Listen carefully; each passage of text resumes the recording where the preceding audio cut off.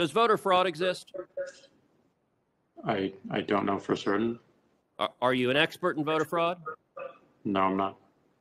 Well, why then is Twitter right now putting purported warnings on virtually any statement about voter fraud? We're simply linking to a broader conversation so that people have more information. No, you're not. You put up a page that says, quote, voter fraud of any kind is exceedingly rare in the United States. That's not linking to a broader conversation. That's taking a disputed policy position.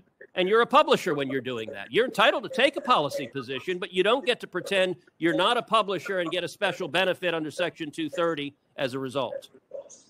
That link is pointing to a broader conversation with tweets from publishers and people all around the country. Mr. Dorsey, would the following statement violate Twitter's policies? Quote, absentee ballots remain the largest source of potential voter fraud. I imagine that we would label it so that people can have more context in read through.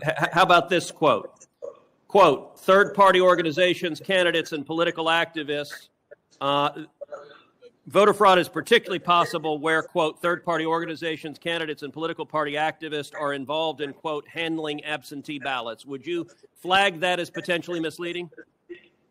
I don't know the specifics of how we might enforce that, but I imagine a lot of these would have a label pointing people to a bigger conversation. Well, you're right. You would label them because you've taken the political position right now that voter fraud doesn't exist. I would note both of those quotes come from the Carter-Baker Commission on Federal Election Reform. That is Democratic President Jimmy Carter and former Secretary of State James Baker. And Twitter's position is essentially voter fraud does not exist. Are you aware that just 2 weeks ago in the state of Texas, a woman was charged with 134 counts of election fraud? Are you aware of that?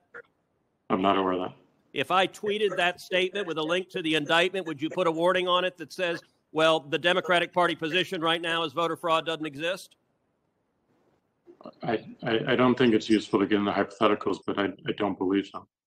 You don't believe so? Well, we're going to test that because I'm going to tweet that and we'll see what you put on it.